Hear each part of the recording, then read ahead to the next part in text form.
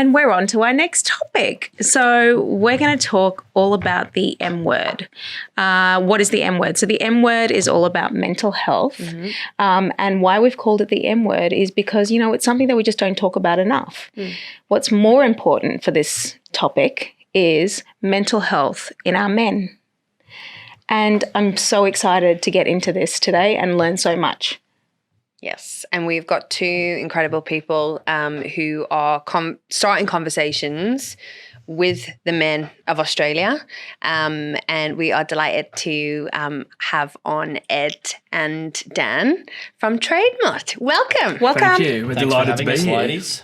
So we are so excited for two reasons. First of all, we love you guys and think what you're doing is amazing. But second of all, you couldn't be more on brand for Splash of Colour.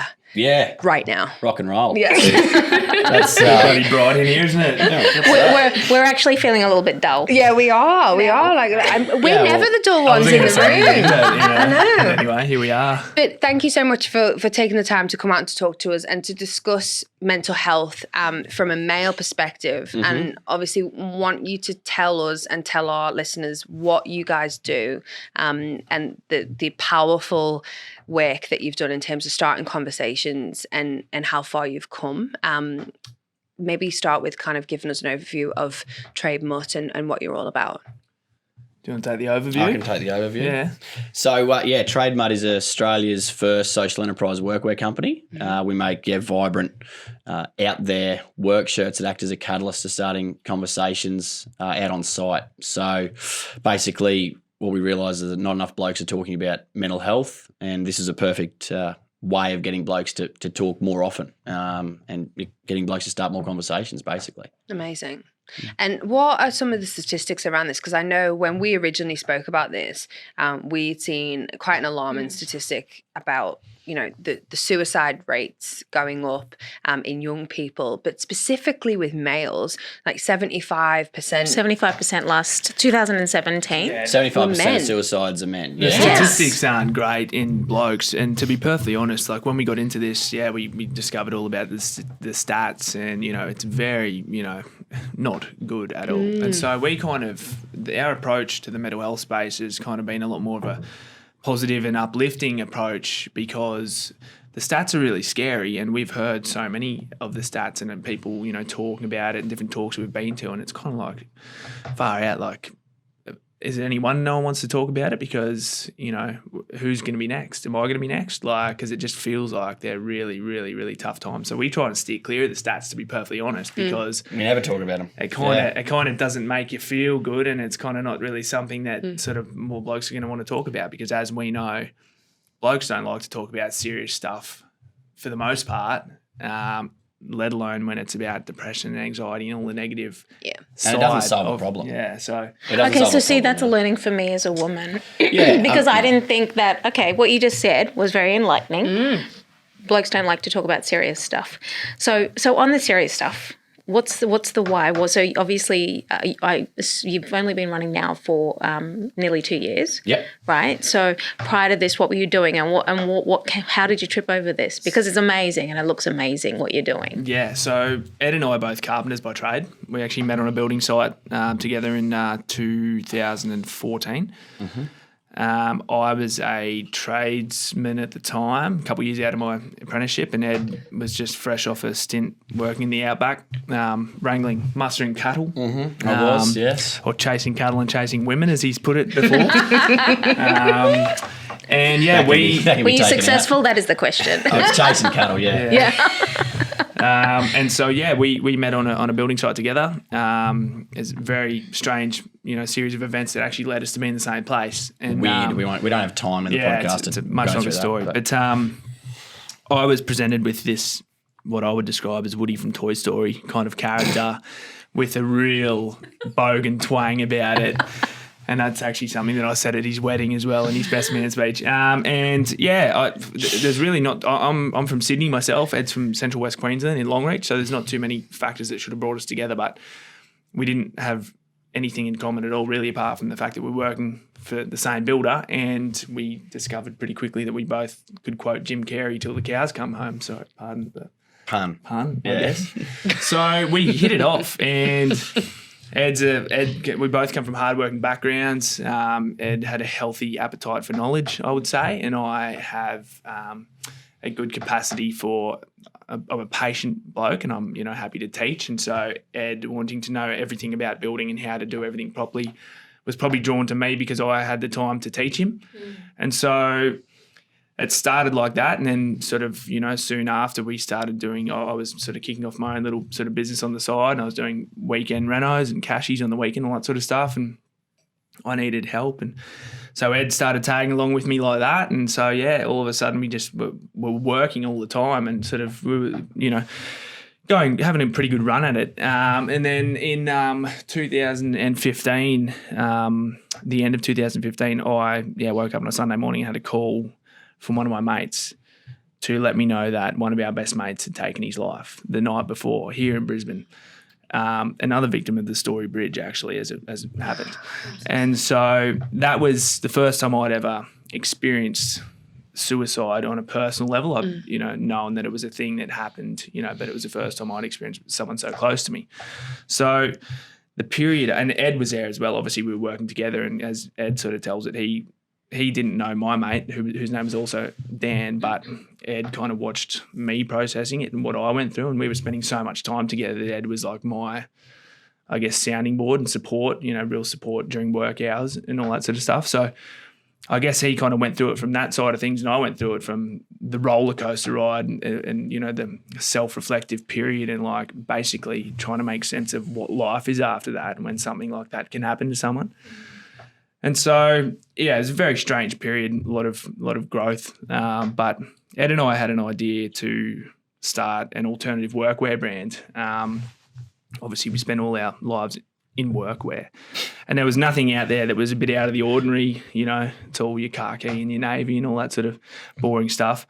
And so, we had an idea to make some funky workwear, and we weren't sure if it could be done. Real funky. Yeah, real funky. It's out there. We weren't sure if it could be done because there was nothing out there like it. And in the process of planning that business, we learned about social enterprise and using profit for purpose. And as the stars sort of aligned, and that became the perfect thing after what had happened to Dan, we sort of thought, it'd be great if we could, take a mental health approach here and use our funky threads as a fun, colourful way of, drawing attention to a pretty serious issue. And so that's the path that we started to go down. And it just, every step we started to take, it just seemed to keep lining up and happening, the way it was supposed to happen, and the people that we met along the way. And You've created a conversation starter. I speak for both of us when I don't think either of us saw us getting to this point and having the impact that we have had. So the journey's just been phenomenal. That's an amazing story, and what an amazing thing on purpose. Yeah. Well, and as I said, it kind of just fell into place, and I look at what happened to Dan, and that time for me was seriously traumatic, and obviously for his family and everything too. But with time heals all wounds, and if it wasn't for that and for the mateship that I'd made with him and for the effect that it had on my life, there's no way that we would be here. And so to say that I feel, and I think we both feel, that we're in like exactly where we're supposed to be in our lives, but the events that unfold to get you there, it's just really crazy, but cool. It's awesome stuff. And we say all the time, we'll be driving along because we have hilarious things that happen to us all the time, people that we meet, stories that happen.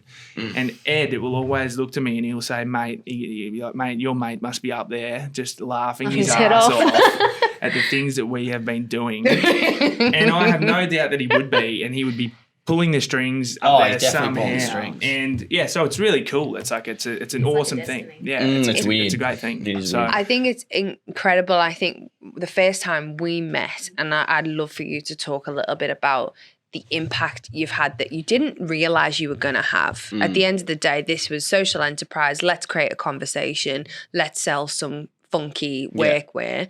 But And you tell us a little bit about the impact you have had and the conversations you have started, because this has been a phenomenal kind of growth and movement almost that you've created.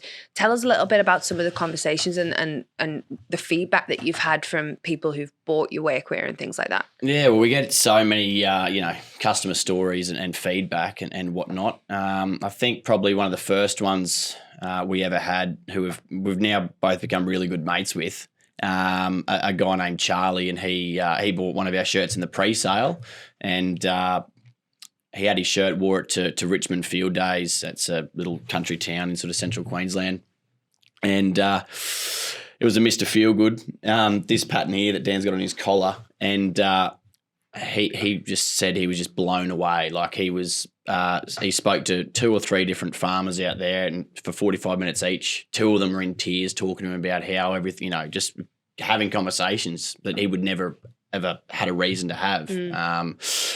And then there was even a guy that came up to the bar and asked him about his shirt, and he said, it's about mental health and suicide prevention. And he goes, something along the lines of, blokes like that need to be buried in a different part of the bloody graveyard, bloody gutless bastards. And Charlie just pulled the stool out and said, sit down here, mate, let's just have a chat. And Charlie said he sat there and spoke to him for about half an hour. By the time I got up, he totally changed his opinion, understood,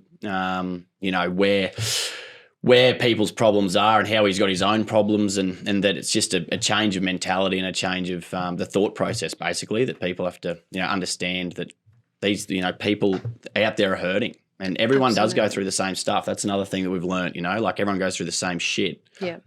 It's just a matter of putting your hand up and asking for help, basically. And it's if people had it or not, and they talk about it. I mean, I think, Pauline mentioned before, as women, I think we are, on the whole, very good at talking about stuff. It's what we do, right? Yeah. It's like programmed in us to have women around us and kind of vent about our problems. That's how we formed our friendship. Quite literally. It's just like,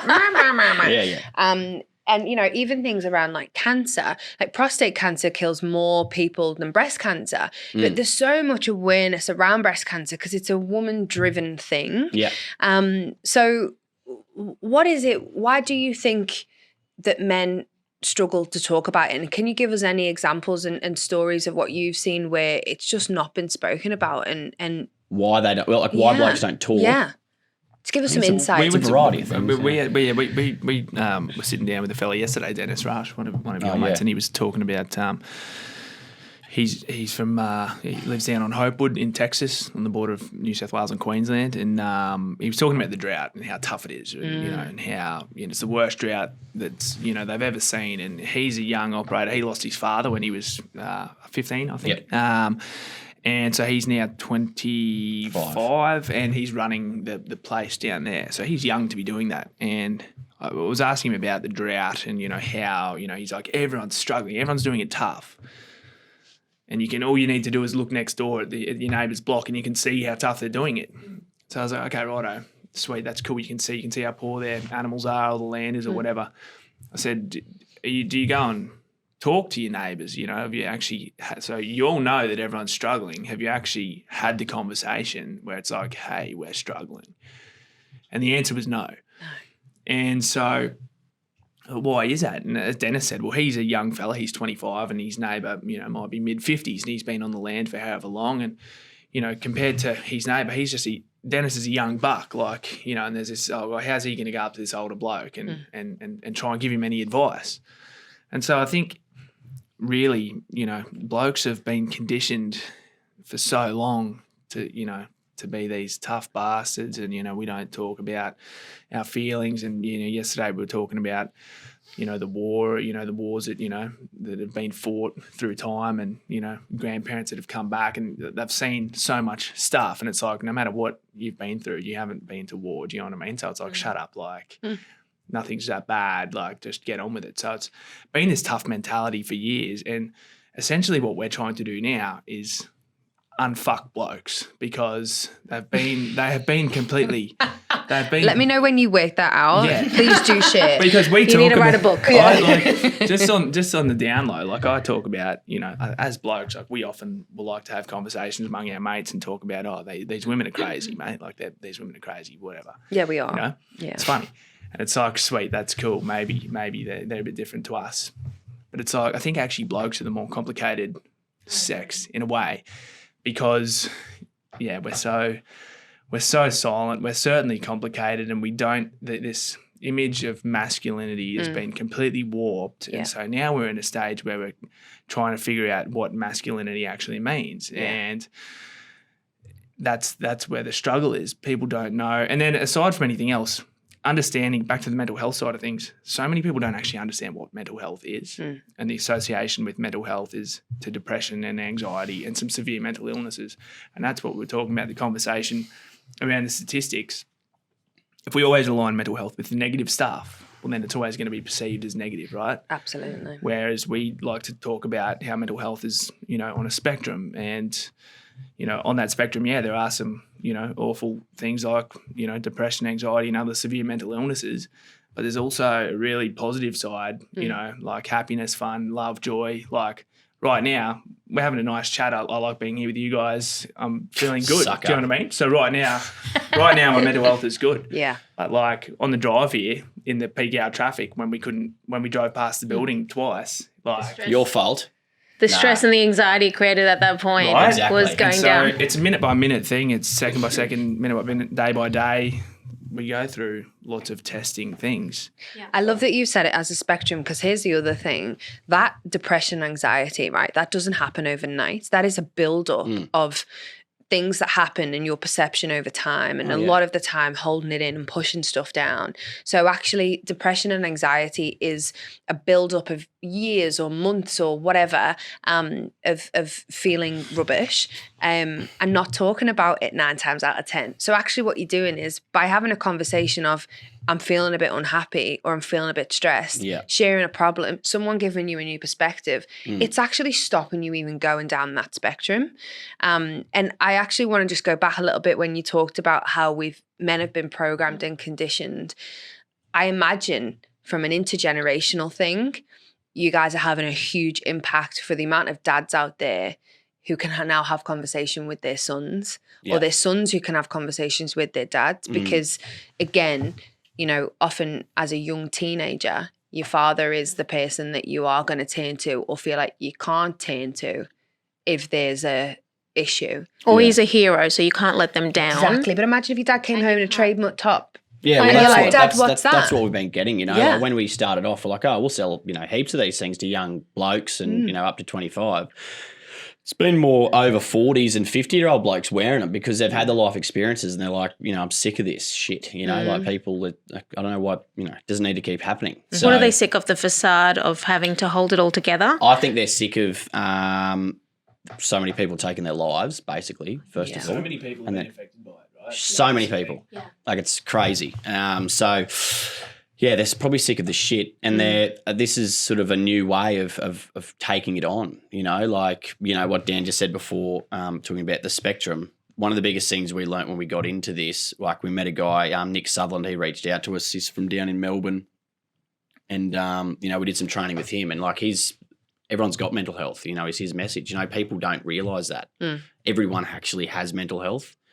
So his big thing, like he'll go into a room and before he starts a speech, he'll be like, who's here's got physical health? Everyone puts their hand up. Who here's got mental health? About 3 people put their hand up. So it's just like the problem is education. People aren't educated enough.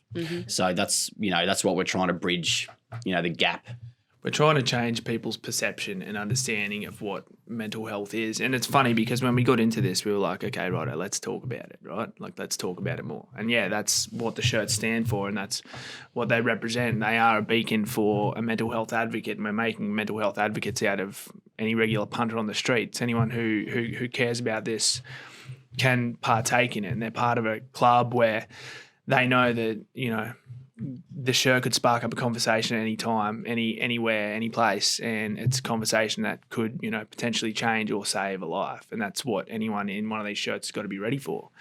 But even more powerful than that is I think we consider ourselves to be trying to drive the social and cultural shift among blokes, because the reality is there's a time to cut the shit, right? And something that I understand and that we've learned a lot about is emotional intelligence, right? And that ability to be in tune with how you are actually feeling and what is, going on in your life, and certain triggers in relationships and healthy habits, unhealthy habits, all that kind of stuff. And all that culminating into this emotional intelligence where, you're dialed into sort of where you're at, and when things aren't going the way, they should be, that you can have that confidence to reach out. And is that like by providing them tools? Like, how do you start this dialogue? What are the sorts of things that you're doing right now? Well, I think like the tools that we use, social media, Instagram, the shirts, we go out to events, all that kind of stuff. But these things seem to be popping up everywhere, and people are starting to know what they mean.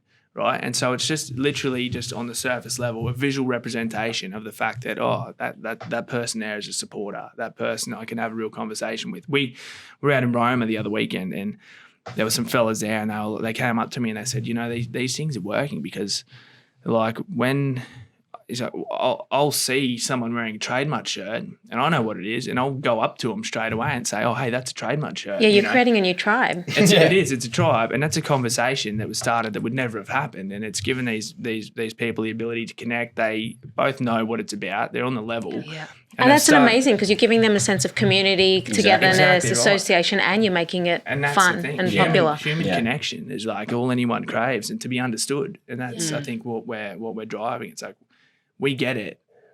We get there are people out there struggling, and everyone's been through it. And no matter what it is that you've been through or going through, we're never going to judge you. It's a safe space, and I think that's the most important thing, because that's one of the biggest things that stop guys from talking is the feeling that they'll be judged or shamed or laughed at. And it's just not the case, and it's not a healthy approach. And it's, as blokes, we need to understand that that's, the approach that we need to take. We need to, make it a bit more chilled out for everyone. And what kind of effect is that having on their lives? Oh, look, I think it's allowing blokes to let their guard down. Yeah. And that is the most important. Cut the shit and let the guard down, because should we talk about old mate out in Roma? Yeah, we'll talk about it. When we were out in Roma the other day, it was just before our talk, was the lunchtime. We're just getting the royal tour of Roma town, and we went past a vendor on the side of the road at a leather shop there. Leather goods. Really cool stuff. Really cool stuff. That's why we hides stopped. And so we're in there having a bull yarn with him, and Dan and I are there wearing our shirts. I walked in there, this bloke, I don't know, he would have been like 5'4" or something, and he just had that little man syndrome where he was just, yap, yap, yap. He had the sleeveless singlet, and he had the tattoos, and he's there, telling us the bum bag, and he's there underneath he's there telling us how good he was, and how busy he was, and all these, how much money he's been making, and we were just like, holy that shit, guy. mate, you are killing What are you it. doing here? Man, you're nailing this. Anyway, we spoke to him for like 30 minutes. He's telling us stories about how he got, he's been divorced, and he's the new boyfriend with the wife, hurt one of his kids, and he went over there and was like nearly, bashed this bloke, and it's just like, whoa, mate, this is hardcore. Like, we're not going to mess with you. Yeah, we're not. We don't want to hurt you, Right. And anyway. We're wearing our shirts, and he goes, "Oh, what's with these shirts?" Eventually, like 45 minutes later, and Dan just told him, like, this is about like mental health, like suicide prevention, getting blokes to talk, and he just like literally just stopped, and head went down, and he was like, "Holy shit, I can talk about this stuff," and he just like walked into his. He stammered, around. His face changed, and he started instant. to like. It was just like someone had shot him, like it was nuts, and he goes. Because he had a portrait of his kids up on the wall, and he goes, that son of mine there took his life at Christmas time, so 6 months ago. 6 months ago. 6 months ago, he said 6 months ago his son hung himself by his school bag. Oh, Jesus. I know. And his eyes filled with tears, right? And he went from this tough guy who I couldn't give a shit how successful his business was, because it was just really cool stuff that he was selling. That's why we stopped in the first place. But he was proving himself to us, and looking for some sort of gratification. And he finally asked about the shirt, and it just allowed him to let his guard down. And like, it was like a release for the bloke, you know what I mean? To just be like, okay, he's like, I can talk to these blokes. We're real, like, we're not, this is what we're about, like, and it just gave him that chance to drop his guard. He had a bit of a cry. We did what we often, have to do in those situations, and we listened, and we didn't laugh at him, and we were empathetic. you created a connection. Yeah. And I That's just amazing. wonder like how often, and that was two weekends ago. And that was the crux of what we talked about that night at the dinner, something that just happened that day. And that's kind of how it works for us. You know what I mean? That stuff happens all the time. But the only hope we can get out of a situation like that is that after that, he sort of sat back and reflected and went, holy shit, you know, like, I probably don't I need probably to don't do need that. to do that. Yeah. I can probably, you know, like I said, we spoke about this in our podcast the other day, and I was like, it's funny that, you know, his mindset isn't more about, you know, how are you going? You know, asking people how they're going, you know, like caring about them rather than trying to put this facade on. Like you'd think, yeah, it's funny how grief and stuff that happens to people changes them in so many different ways, you know? Yeah, it does. And it's like he's putting a facade up though, like to protect himself. Yeah. But I think this is 100% where he is. this is where I think, I mean, we often say women and men, two very different species. And as much as 90% of the fights we have, right, and I'm sure you would agree with this, you both married? I'm both married. Dan's got a missus, yeah. And it's like 90% of the problems can just be fixed by better communication, right? Like they really can. And just a bit more empathy and understanding it from the other side. Yeah. Or acceptance as well, 100%. right? But I sit there and think, and I know I'm kind of stealing a question that I think was one of the things that you wanted to ask. Ask away. Sorry. Ask away. the podcast is ruined. She did say, she's like, I really want to ask them this. Was what can we be doing as women for our men?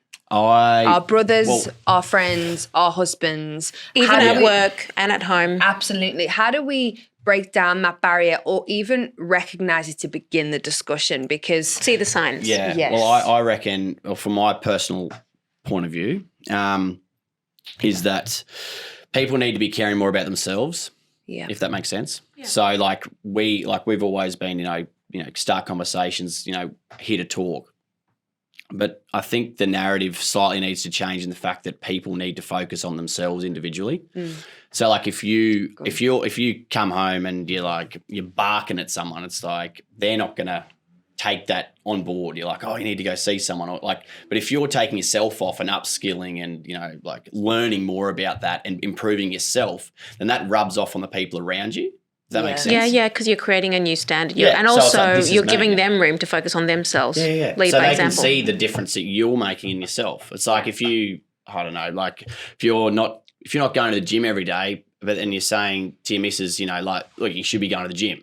They're not going to go to the gym. No. But if you're getting up going to the gym every day and stuff's happening, it's like my missus, she doesn't like going for a run, but ever since I've been going to the gym the last month, now she gets up and goes for a run every morning. You know what I mean? Yeah. Like So creating the action. But and I the also think in environment to do doing it. that, if we were to do that and we were to discuss the fact that we're taking our mental health seriously, and not only does that rub off on someone else, but also you become more equipped with the tools to Definitely. recognize if you start doing your own research and understanding and having the conversations. Yeah.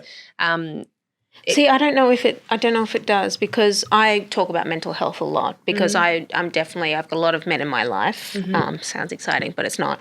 I've got a large suite of brothers, or lots of just men everywhere. Just called it a large suite of brothers. Like I really do. That's a nice way. I can't I like count. that. So I like that. That's cool. like actual brothers or just like brothers? No. I have extended marriages, and it's just complicated. That's a whole another podcast. podcast. It'll tell you a lot about me, so let's not go there. I think I have that, and I don't know if that's necessarily me talking about my own mental health is going to help. I think maybe what I heard from you is the action that I create to fix myself maybe will help, but I haven't seen that happen a lot.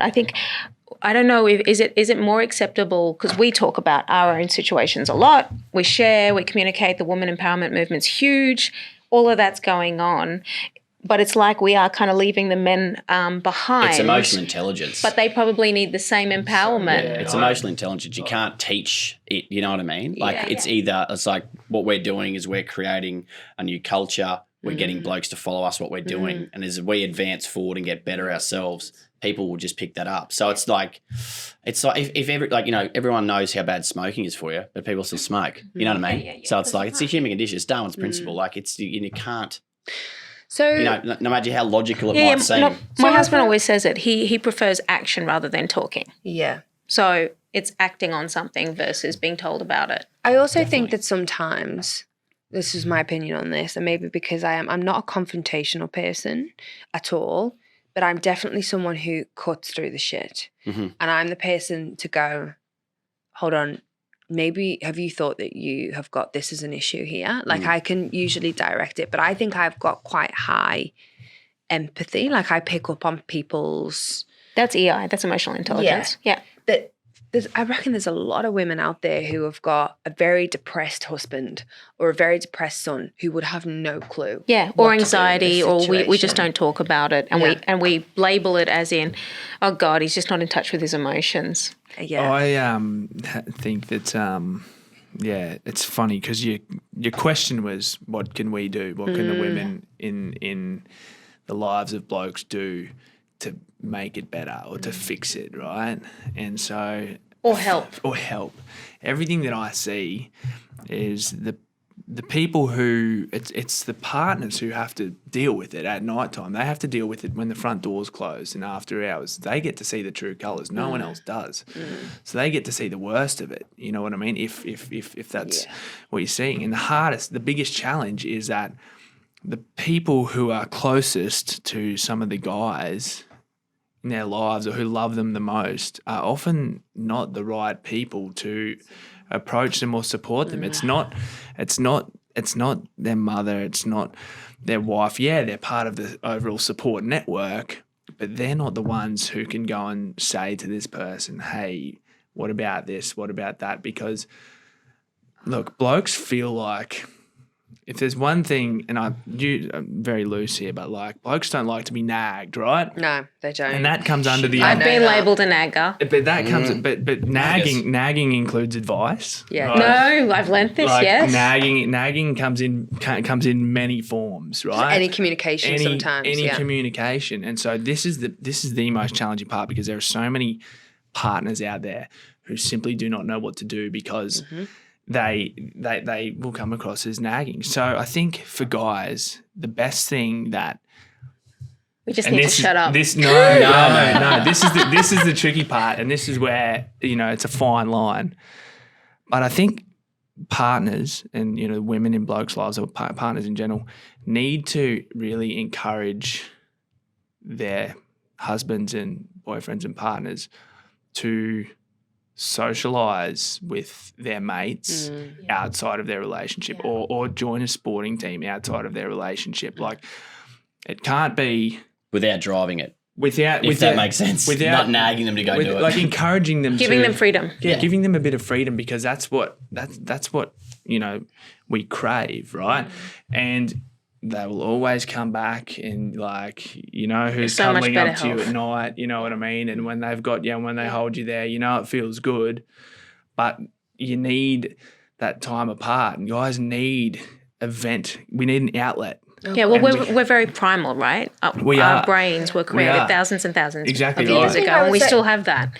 The other thing I would say on that as well is there's nothing wrong as a woman with a little bit of, let's call it influence, not manipulation, where you could potentially plant a seed in your partner's friend's head to have the conversation that you want to have. I've done that before. I literally have done this. Yeah. I have done this. So, they're getting it from, instead of me going, hey, I think you've been a bit down, do you want to talk about it? No, stop nagging me. But go in the pub, hey, Ed, can you have a quick chat with Dan? I'm a bit concerned that and then you're having that conversation. It's funny. I actually was only thinking about this the other day because I've in the last 12 months I've just started really reading books. I never read books at school. Hated it. It's just like whatever it was called, Spark Notes, easy as summary of each chapter. Boom, And Mum used to always buy me books. She's like, you got to read books. You got to read books. And I just never read them. I just would never read them.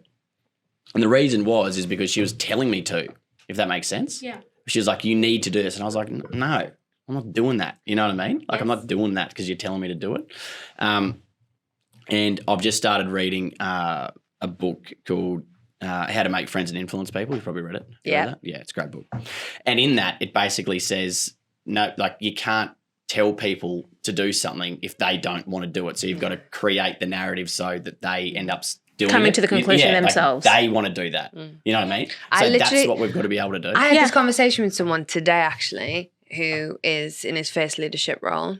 And I was like, the best thing that you can do, because it was all about, I want to make this happen, but they don't see it and blah, blah, blah. And I said, you got to work out, if you can work out how to sit in front and have a conversation with someone and the idea that is in your head and the outcome you want, make them come up with it themselves and it's their idea and then applaud them for it. You've just nailed leadership. Yeah. Like you've absolutely nailed it. Yeah. But I feel like as women, if you're smart enough to be picking up on that kind of stuff, if you're taking yourself away and reading up on it and thinking about there's a real problem here, then be smart enough to then take a step around it and say, okay, how can I get this person to actually think of this themselves? Yeah. Like you've got to be able But to I upskill don't think. yourself. But I don't think there's much material out on there talking about your personal life to have that conversation. There's a lot of corporate material on how to work in the workplace, how to deal with leadership, how to be a leader, all of that fun topic. But there is not much going, okay, husband, ex, brother, whatever. They need this and you should basically back away. Subliminal messages through friends, network, allow them to join a tribe, be a part of their club. Men need time with their friends. All of that is, I don't see any common material. I've never seen that. No. So the person, like at the woman's perspective, if we do the flip side is if a man's going into himself and retreating, which I don't know if you read Men Are From Mars, Women Are From Venus. It's like an 80s book. It's brilliant. I definitely Do get the audio book. Yeah. No, listen to the audio book. Apart from the narrators being hilarious, like I swear in the 80s talking about this, like literally they have Jane went to the market and husband was, it's hilarious. But it's so primal and relevant because we literally think differently. So if a woman sees a man doing that, especially a loved one, because you love them, you reflect straight away and go, oh my God, it's my fault. He's retreating because he doesn't want to be next to me. Yes. He's retreating because of that. Mode and then you're like trying to grab them closer. So your immediate response as a woman is to bring them closer. Or you get angry. And a bloke You is want to to fix fix things. it. Blokes want to fix things. Yeah. Like if your missus comes home, she's like, something has gone wrong today. It's like, righto, well, how can I fix it? She just wants to talk to you about it. Yeah, she doesn't want you to fix it. She doesn't want you to fix it. She gets to go so angry That's when what you I try mean. and So fix that's it. like that. But probably my point there is like, I don't think people, are going out and upskilling enough in their relationships as well. So like we did pre-marriage counselling, the best thing ever.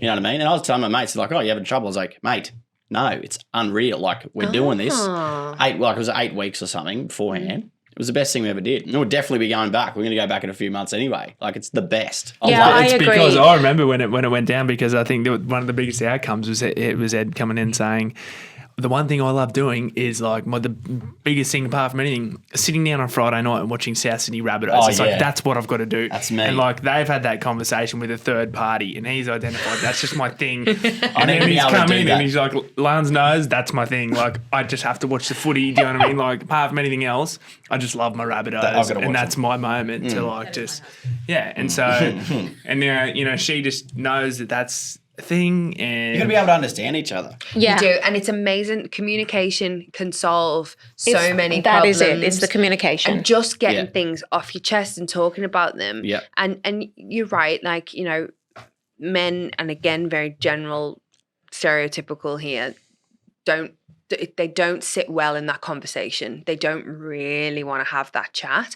But I think it's amazing to have people like you guys, you're blokes, you're real, you've got a great story, and to sit there and say, no, you can have this chat. You can do that. Yeah. And it really works. Yeah. Do you find that you two have changed considerably as humans? Oh shit, yeah. Me, definitely, like 100%. 100%. I've always been quite naturally empathetic and been quite in tune with my emotional intelligence. So that's I think why I felt so comfortable to slot into to what I'm doing now. So in terms of that side of things, it's always been something that I think I've found has come very naturally. I'm the youngest of 3 boys, single parent family. It's always sort of, I think, when you're the youngest, you tend to, in certain situations. You have to be aware. Yeah, you're aware. You're not the middle troublemaker. You're not the old top dog. You're the oldest brother top dog. You're just the last one there. So, I don't know, for whatever reason, that's where I've got to. And I'm very thankful for it because I recognise now how powerful of a tool it is to understand. So do you think that single household actually contributed to helping you become more like that? I have Single mum? Single mum, yeah. Definitely would have. Yeah, for sure.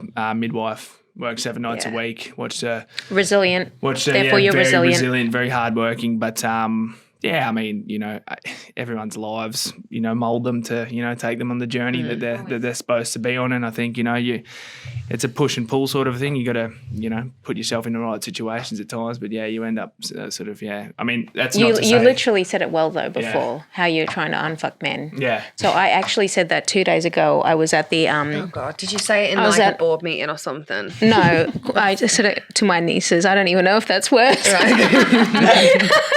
So I have my niece who lives with me. Everyone knows about that. But I was talking about. I saw Mark Manson and his new book talking about hope. It's a story about hope, but the title's "Life is Fucked." Yeah.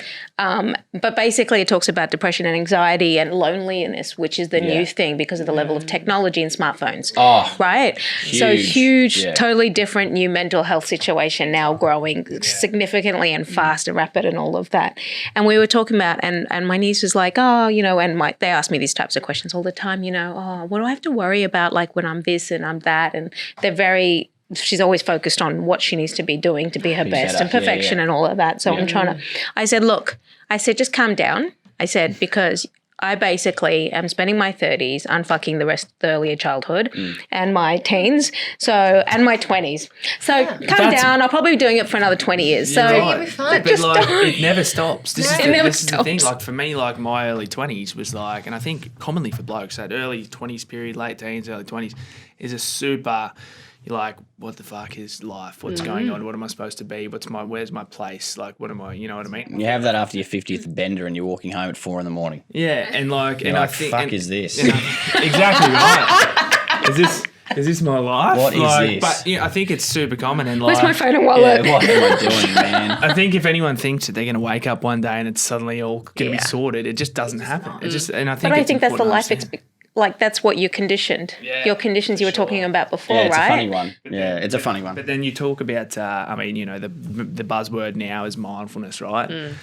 And living in the moment. I mean, I talk a lot about the fact that Nick Sutherland sort of imparted on us was how you can feel depressed without having depression. Absolutely. Right? And you can feel anxious without having anxiety. Absolutely. And there's nothing wrong with that. And it's those emotions that allow us to really appreciate what it feels like to be happy and it feels like and what the good times feel like. And you can't appreciate that if you haven't been through those things. And so I think to think that you're ever going to get to a point where my mental health is fixed, that's you're dreaming. And you're some yogi zen. I'm just thinking that you might be, but it's probably pretty boring. Like, I don't know. And it's probably fake. Yeah, it reminds me of something my wife and I was talking about last night. She was talking about an article. It might have been in the Gottman Institute. I'm not exactly sure. But it was about a story about a girl who'd broken up with her boyfriend and she started to have a bit of a panic attack and she texted one of her friends and just said, like, this is what's going down. And she sort of expected a reply to be like, it's all going to be okay and blah, blah. And she just replied back and she's like, feel it. And she was like, that's weird. But she was like, what she was conveying was like, actually, people need to actually feel their emotions and actually nut out what this means. It's like, holy shit, like this is this. Okay. Yeah. All right. Now I can deal with this because I know, like that's. Right. So sit in it. Yeah. Sit in it. Find out, like sit in the space. And like, that's another thing like Nick talks about. It's just like actually sit in there, understand what's going on and then react to the situation. It's just that whole stimulus response type thing. So allowing it to pass through because sometimes that's like unprocessed trauma. You do the same thing. And remembering it and learning from it. And, and then associating meaning with it. Yeah, for sure. So that you can actually release it and release it out of your body. Yeah. So emotion, like the fact that it's emotion, it's literally a chemical reaction that we have to use to move. That's what it is. Yeah. So it's funny. I'm someone who absolutely can take a lot of stuff and just press it down and think I'm fine. And funnily enough, I had this conversation really recently with someone about grief. When my granddad died, I think I had a bit of a cry, but I didn't process it. Like I just didn't process it. And it was a year later. It was actually a bit longer than that. I think it was his birthday. It was his birthday or the day he died. It was some date. Anyway, I woke up in the morning. I saw it on my phone. And it was just like, Floodgates. And I mean, I could not stop crying. And I went to work and someone came over and were like, "You okay?" Because I, the puffy eyes and looked awful. And I was like, I couldn't stop. So they sent me home. I got in bed. I watched Singing in the Rain, which is our favourite film. I listened to Frank Sinatra, to his favourite songs. And I sat and I cried nonstop for about 7 hours. Next day I woke up. Felt better. Felt like I Great. felt like a new woman. It was unbelievable. And I'd for a year had just pretended it wasn't there. And like my mum a few times had said, you're not talking about it. Do you want to read the cards? Because I didn't go to the funeral because I was overseas. Do you want to read the cards? Do you want to do this? And I was like, no, don't need to. I'm fine. And genuinely believed I was. And it wasn't until I actually sat in that.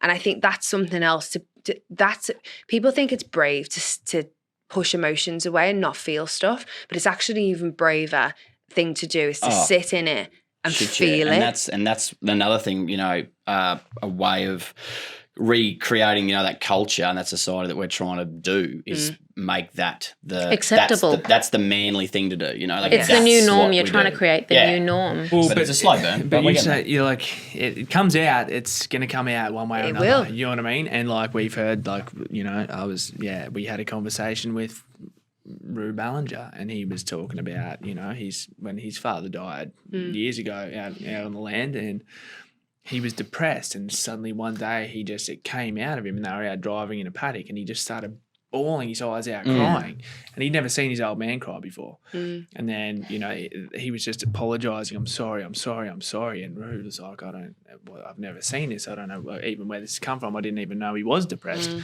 And then after that, he went into hospital, and he was in hospital for a couple of months, and then he came back out of hospital. He lost 40 kilos, and it was Christmas time, and he had a heart attack. And that's it coming out. Like, as even Rue said, like he's got no doubt in all that, all the depression, all the bottled up emotions that he didn't know how to get out. It manifested physically. Yeah. And this is, and it's so true. It's happened so many times before, whether it's someone who feels the only way to release that pain is by taking their own life, or if they don't get to that point, but somehow it manifests physically and leads to a heart attack or any other sorts of, anything like that. I have lots of views of that. It manifests. And like I was talking to my housemate the other night, and I was just interested. I said, mate, like when the last time you cried?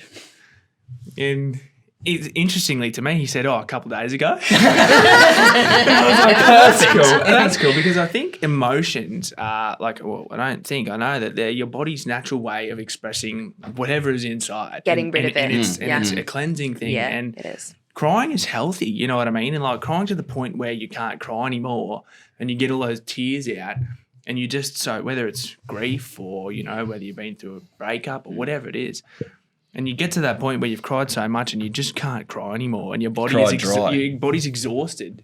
That's a good point to get to. It's like I'm done. I can't get any more out.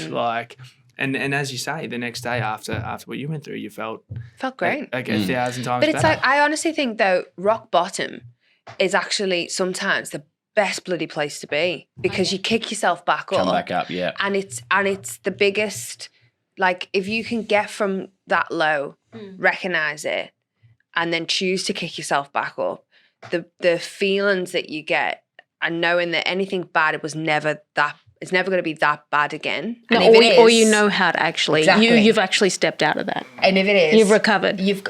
And it's what the opposite of self-doubt is self-efficacy, which is about you being able to, it's literally your ability to get through challenges, and your brain remember that you got through these challenges.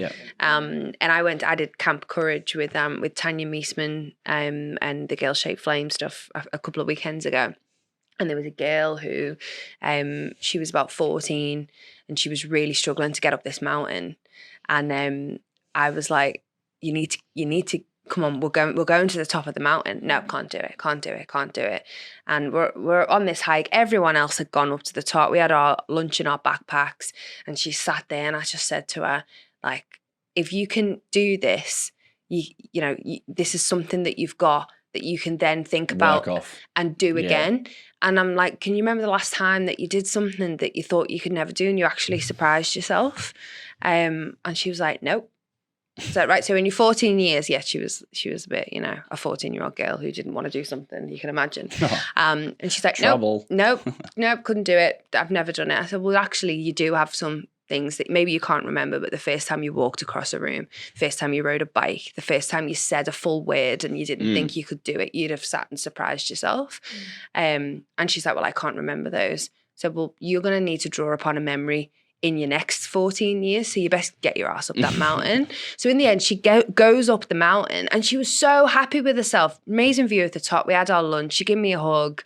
Thank you. And the stick that I give her to get up there, she took home with her at the end of the camp and had it in her bedroom as a memory. But I think it's so important. And I think mental health is not just about what to do about at rock bottom, but it's about how do you improve it? Yeah. And how do you actually get yourself better and healthier? Yeah, well, that's the thing, like mental health, like, and even like people who listen to the podcast and go, holy shit, like that's really complex. There's so much stuff going on. But you just nailed it then, where it's just like, as long as you are improving, you know what I mean? Like, that's all it is. That's that growth mindset, like being able to actually grow on yourself, challenge yourself. Yeah, it's all. I love the redemption story. I love that, like the rising from the ashes, you know what I mean? And the whole, like, you know, and one thing that I talk about is like watching the, you know, Australian cricket team, what happened a year ago with the whole cheating thing. I don't know if you know about this. Sandpaper game. It was the worst thing that could have ever happened in Australian sport. If you love cricket, you love, you know, it's everything, and they tampered with the ball. It's like there's nothing worse you can do, and it reflects a nation. Integrity.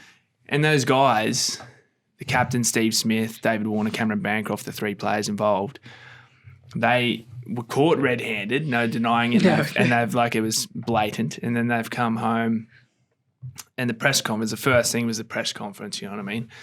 And Steve Smith particularly, you know, he came home, he's captain of the Australian cricket team, and he was crying. He was like, you know, that is rock bottom for that guy. And his dad is there, and his dad's crying too.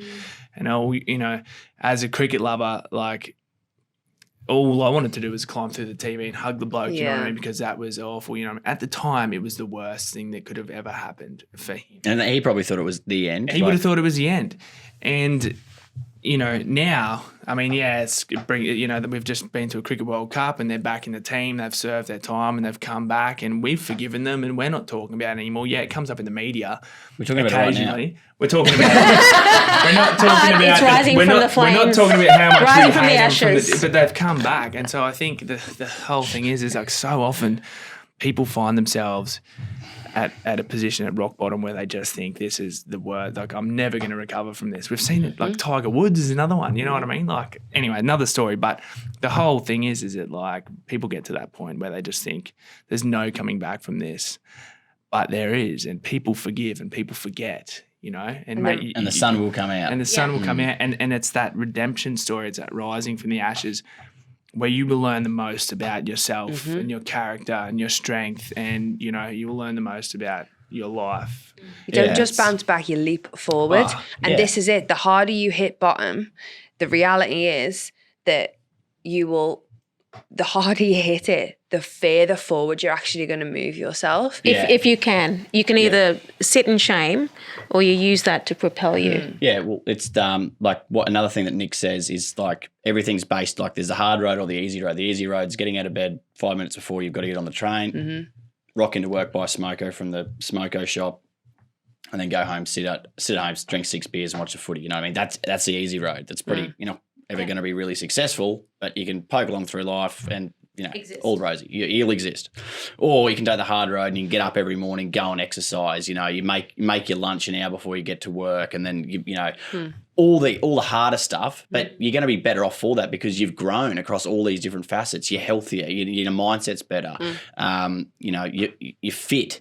You know what I mean? And you're growing as a person. You're getting better. And I think, like I've said this a few times lately, I don't think enough people realise that they're going to die. As morbid as that sounds. I agree. We've talked about it a couple of times like, in the podcast. I really don't think enough people know they're going to die. Life is short. It's like, you're going to die. Go out and do something. You know what I mean?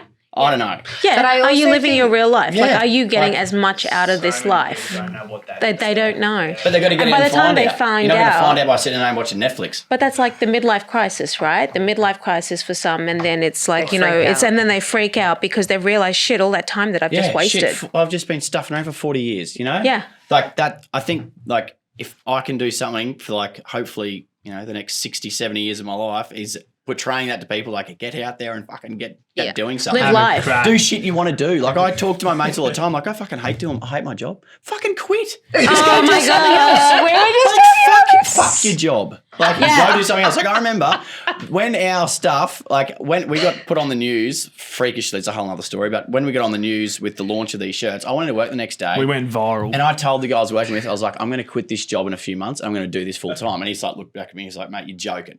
Yeah. I did.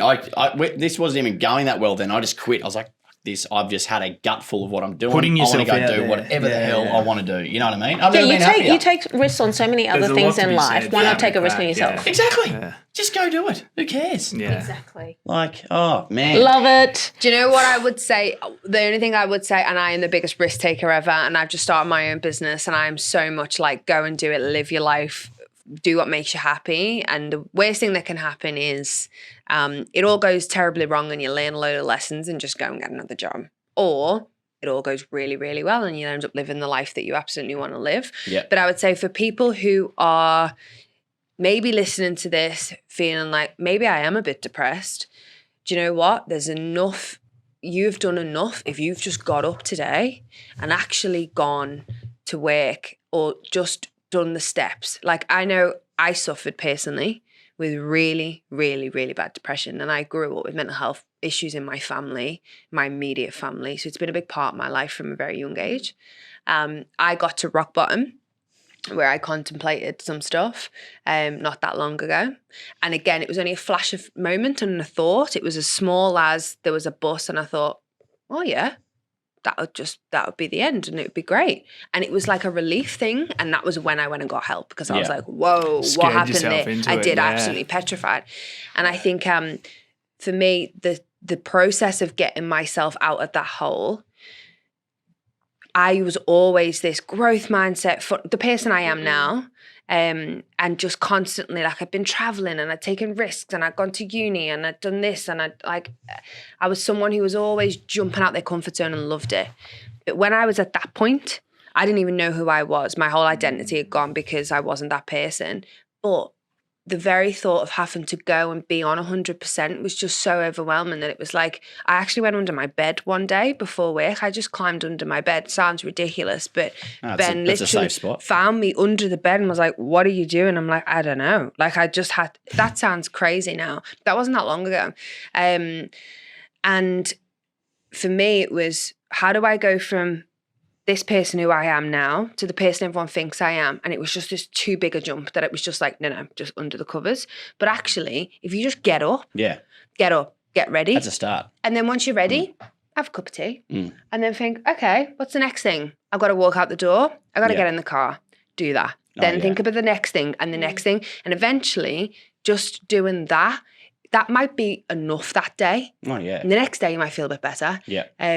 But I think But it's making a positive change. it's just something. Like for me, it was just, even if, and don't get me wrong, I will still get dark days. Yeah. And I know a lot of people who will have dark days, but just get out of bed.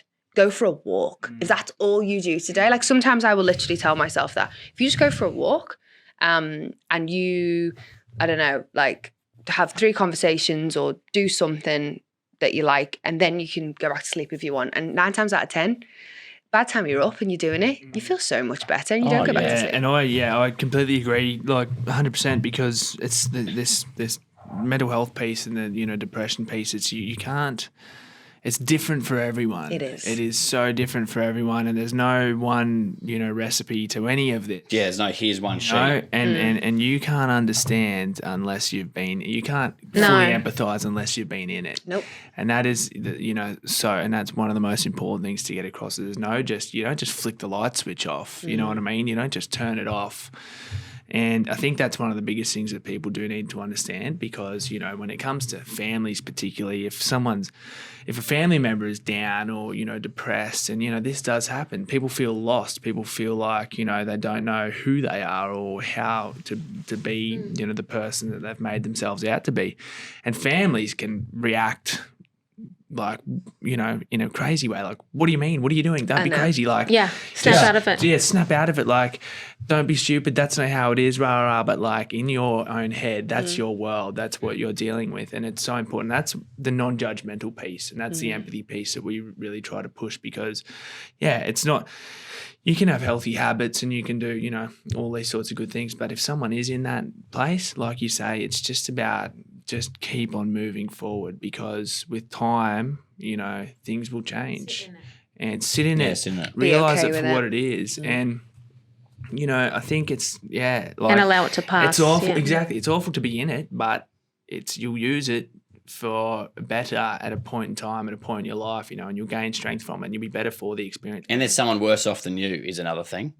You can't compare you can't yourself. No, that Like is the that, thing. that is a big, That is the thing. you're No, no. right. It is a There thing, is- and also I think that's the power of the conversation starter Yeah. because when you have the conversation and you realize that, oh, this isn't just me and that person's been through it or is going through it at the same time, as soon as you, a problem shared is a problem halved. yeah. It's so true. It's the most comforting feeling in the world when Exactly, you're like, yeah. you're not on this horrible Oh, it's not place just of- me. Isn't the mind a crazy thing? Like you can The create, brain named itself. That's in the podcast now. you Think can- about that. You can create the most The brain insane- named itself.